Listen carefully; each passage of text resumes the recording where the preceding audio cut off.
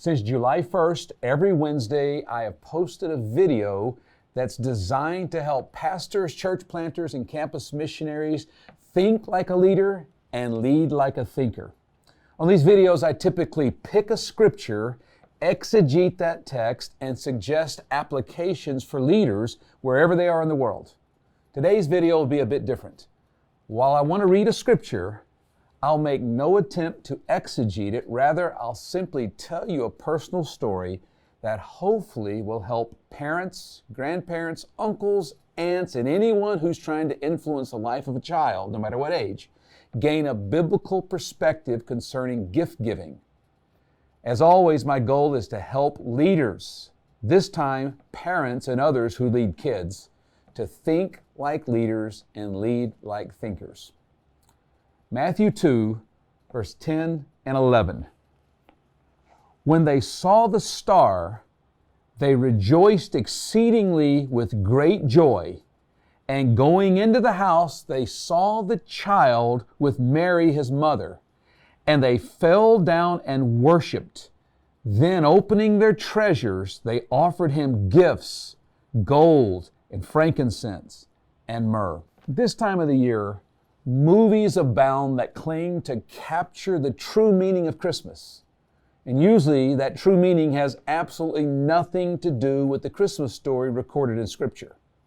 Matthew described this first Christmas story with three words: joy, worship, and gifts. They had this overwhelming joy. They had humble, bowing down worship.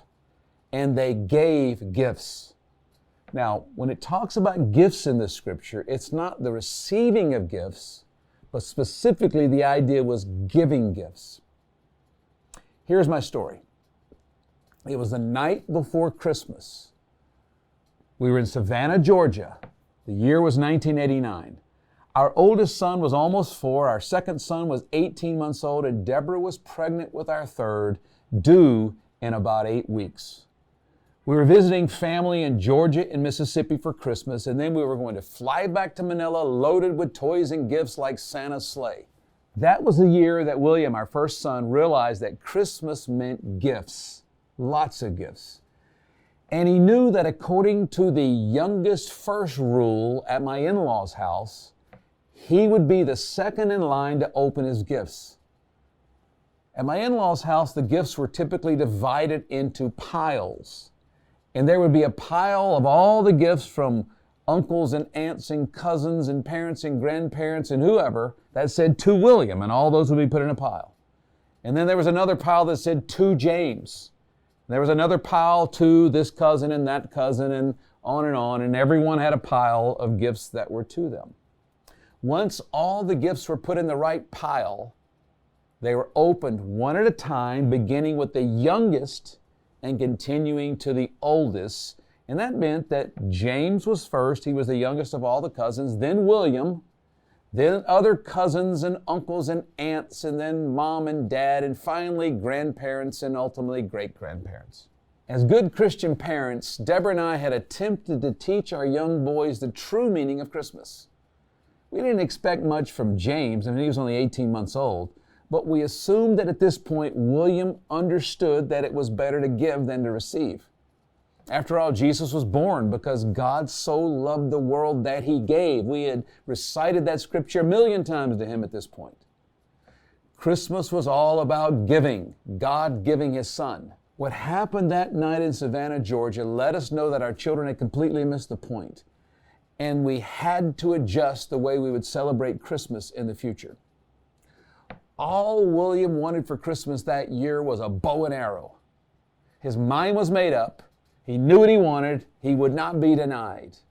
He prayed to God for it for weeks, and just in case prayer didn't work, he constantly reminded me about this bow and arrow. One day, just to make sure I understood his request, he said, "Daddy, I want real arrows."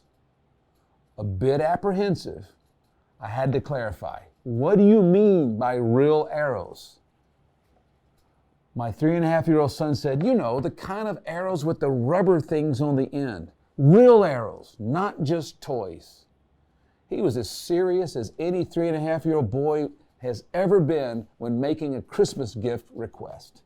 Just to be clear, I said to William, "You mean the kind of arrows, the real arrows that stick to walls and windows if you lick them before you shoot them?" That was it. He was so excited that I finally understood. He said, "Yeah, just like the ones in Toys R Us." Now, back to the Christmas Eve disaster scene in Georgia. Here's what happened. James, being the youngest, was the first in the family to open his gifts. And like all 18-month-old children, he was more impressed with the wrapping paper and the boxes and the ribbons than with the toys or the clothes or books or whatever was inside. Perfectly content with a box, he obviously hadn't caught on to the materialistic spirit of Christmas yet. Then came William's turn. As James continued to play with a red bow in an empty box, William anxiously ripped through his first gift in world record time. He completely ignored the contents and immediately tore into the next one. At least James enjoyed playing with the boxes. William only got the wrapping paper halfway off of this one before he tossed it aside and grabbed the next one. As he dug into that, he tossed that one aside and got the next one. Deborah and I discerned that something was wrong here. We looked at him, got his attention, said something like this: "William, maybe you should say thanks and at least act like you appreciate these gifts." On the verge of tears, he responded, "I thought I would get a bow and arrow with real arrows. That's all I wanted, and I didn't even get that. All I got was this other stuff instead," and he pointed to these half-open boxes. Well, the truth is, he did get a bow with real rubber-tipped arrows. He just hadn't gotten to that gift yet because it was buried under a mountain of shredded green and red paper and bows and boxes. That was quite a memorable and frustrating Christmas for us. We knew something was wrong, but we weren't sure how to fix it. A few months later, I read a book that described the scene that I just talked about, only it was happening in another city to another family with small kids.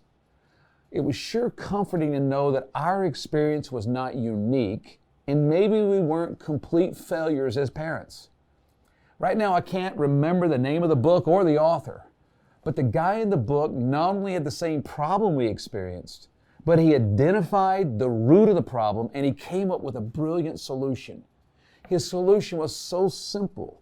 It opened our eyes and changed the way we've approached Christmas from that day until now.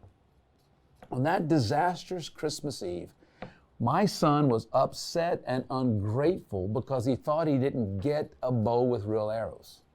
The root of the problem, I learned from that book, was in the word get. His focus was on what he would get. We'll always have a problem, no matter how old we are. Whether we're 3 years old or 30 or 60, we'll have a problem when we focus on what we get. Christmas and all of life is not about what we get, but what we give. The greatest joy and fulfillment comes as we give, never when we get. Based on what we learned in that book, we decided that from then on, we would do our best to focus on what each child would give, not on what they would get. In 1989, we had asked our children what they wanted to get for Christmas. William wanted a bow with real arrows. Christmas Eve came around. It was his turn to open his gifts. All he could think about was what he would get. He was totally oblivious to what others were getting and to what others had given. We accidentally helped him miss the point by focusing on what do you get, by asking him, what do you want to get for Christmas?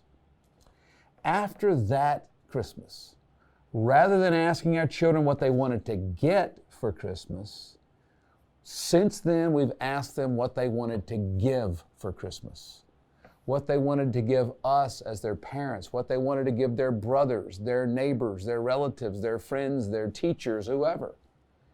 We started weeks before Christmas, sometimes months, building up the idea of giving. What do you want to give? And we would celebrate with them what they would give. We focused on giving rather than getting. And in time, we watched them, even as small children, get just as excited about giving as getting. In fact, sometimes more excited about giving. The next Christmas in 1990 was so different than that night in 1989. And every Christmas since then, when gift opening time would come around the Murrell house, We would put all of William's gifts in a pile, all of James in a pile, all Jonathan's in a pile, Mom's and Dad's in a pile. We would separate them into their own piles. But this time, in William's pile, they weren't gifts that said to William, they were gifts that said from William. James' pile said not to James, but from James, from Jonathan, from Mom, from Dad. We shift the emphasis to this pile right here. This is what you're giving. And we try to downplay what you're getting. We celebrated what was given rather than what we get. Once all the gifts were in their right piles based on who they were from, then each person would take turns and give his gifts to his family and friends and whoever was there at the time. We would celebrate the giving. This way the focus, rather than on getting, was intentionally put on giving. Over the years, our boys learned to be just as excited about giving as getting. They discovered that it really can be more joyful and more blessed to give than to receive. I hope this story will help you teach your children, your grandchildren, nieces, nephews, whatever children are in your life, the joy of giving, not just once a year at Christmas, but all year long.